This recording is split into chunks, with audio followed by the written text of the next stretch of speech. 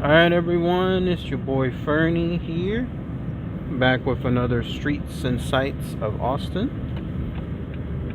I'm actually driving away from the Austin Humane Society Puppy Bowl. Just tried to go there, but unfortunately it was a mess. Not their fault, completely out of their control, but unfortunately it was a calamity of different things all happening at once. You can tell by the video it was raining. It was raining hard, in fact. So it was so hard that there was rain and thunderstorms and lightning for today's big event that it had to be postponed by about an hour. And so what that did was it led to the event now being from 11 to 12, which limits it to 2 hours. And then that meant that everything had to be pretty much crammed into one single spot. So 2 hours to fit everything. I just tried going there, but the parking lot, everything, all the surrounding areas, everything was completely full. If it was 3 hours, there would have been people that have already been gone and came back or went in and then left and so on. But now with everything being crammed into 2 hours, people are just arriving, everyone's getting there all at once. It's no bueno, but at least I tried. So maybe next year, hats off to the Austin Humane Society for still putting this on even during this thunderous rain and lightning and storms. So I thought I would do another Sights of Austin. This is North Austin, a little bit more northern than I usually go.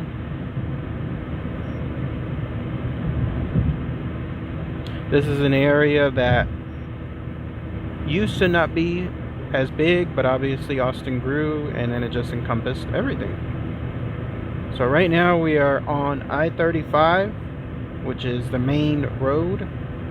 Austin has the distinction of being the largest city in the United States with only one highway. No other city has that limitation, just one highway. Nothing as large as Austin. Austin is almost 1 million as the official population, quote unquote. But if you count all the surrounding areas, Georgetown, Round Rock, Pflugerville, Cedar Park, Kyle, Buda, all those surrounding areas that people live but work in Austin, it's actually close to around 3 million. So yeah, that's why right now we are in traffic. This is the biggest surprise for anyone moving here, because any tourists that come here, all they see is, oh, it's so beautiful, it's so wonderful, I'm gonna move here. And then here's the reality: traffic. And this is light traffic too. Just wait until it's weekday stuff, either morning rush hour or afternoon rush hour, and it is no bueno. But yeah, I just tried the Austin Humane Society. I'm glad to see it was super packed. That's good. That means that obviously a lot of people still care about the place. I would be there right now if it weren't for the fact there was no parking. Now, scratch that. There is a normal grassy area parking that I've parked at in the past. No issues. It's like overflow parking. But the problem this year was the rain. Now it made that grass turn into mud and it was cordoned off. So all of a sudden a very large patch of grassy areas that would be just for anything involving parking, overflow parking, is completely gone. No bueno.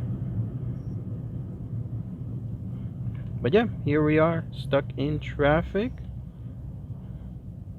Now we're getting more into the downtown Austin area. This is the area that is truly the most explosive in growth. Not for the Austinites though. It's definitely for a lot of people moving into Austin. That's who you have this stuff for.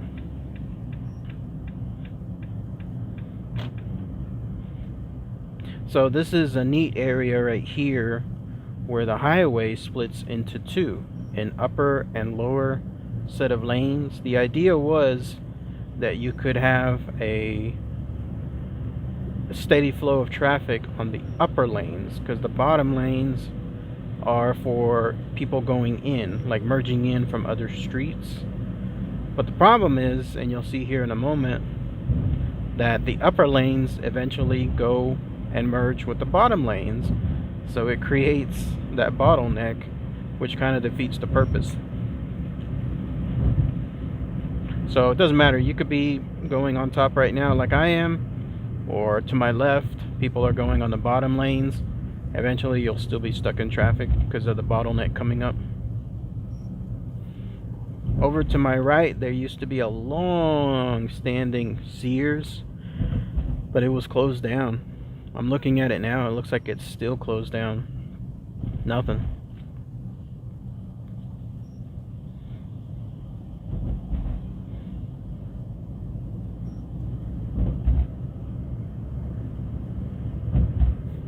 It's like a big empty space right now.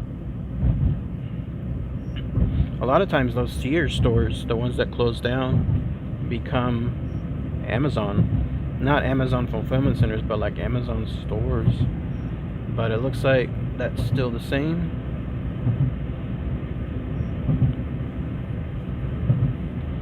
Now we're getting to the locations of the condos, the super expensive ones.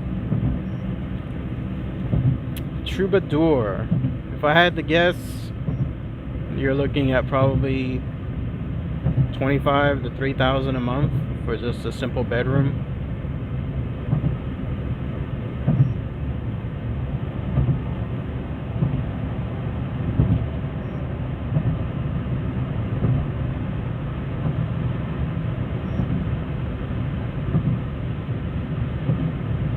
There's St. David's Medical Center, one of the oldest hospitals here.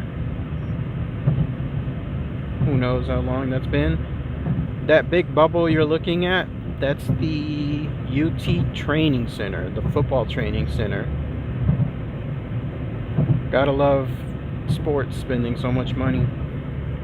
Colleges spending so much money on sports.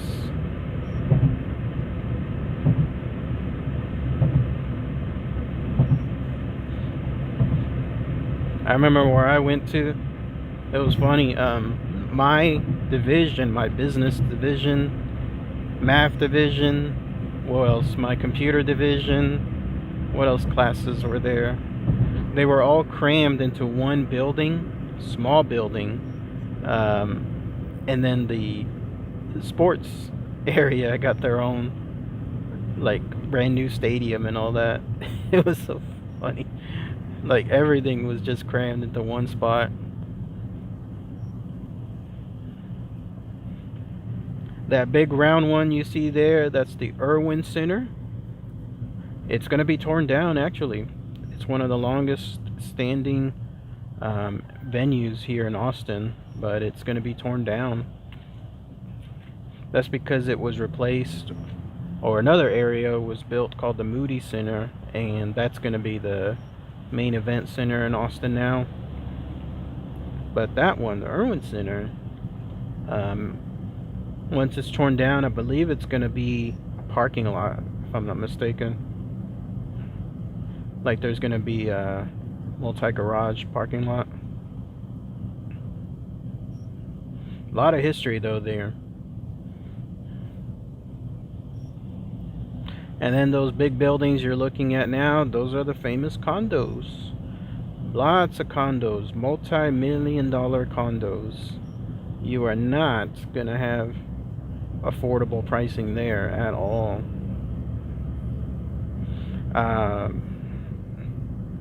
There's more being built even now. You can see the cranes.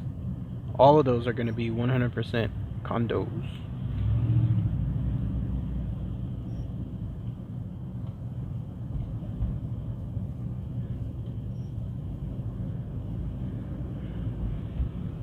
Not sure who can afford those, but certainly not anyone I know. Not me, not anyone. So who has... There's bound to be hundreds of units of there. How many hundreds of millionaires are there right now? Like, how many millionaires are there to move in, right? To cover one condo, let alone all these other ones that are being built.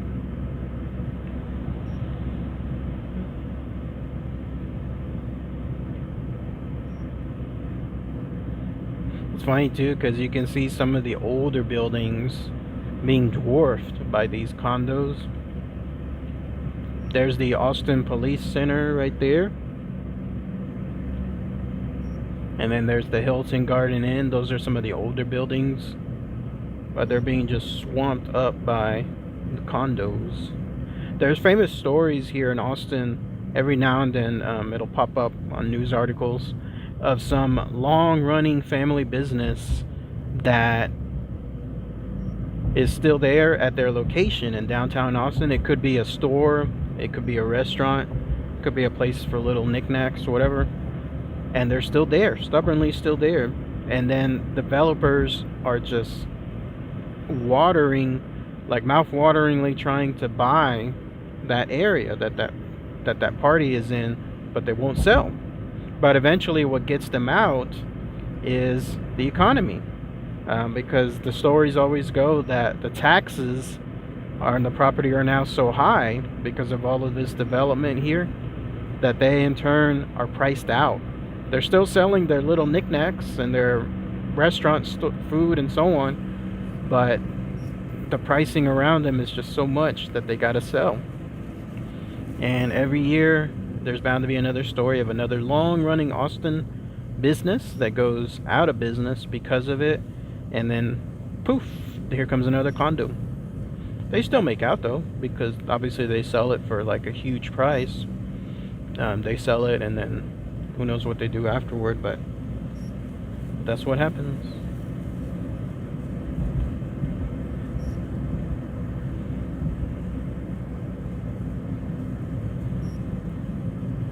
And then there's that other long-running hotel, the Holiday Inn, that I showcased on another video. But yeah, I think that's pretty much it, everyone. Let me go ahead. I'll cut it here because the rest of the stuff I already covered in another video. But I shall talk to y'all later. Take care, everyone.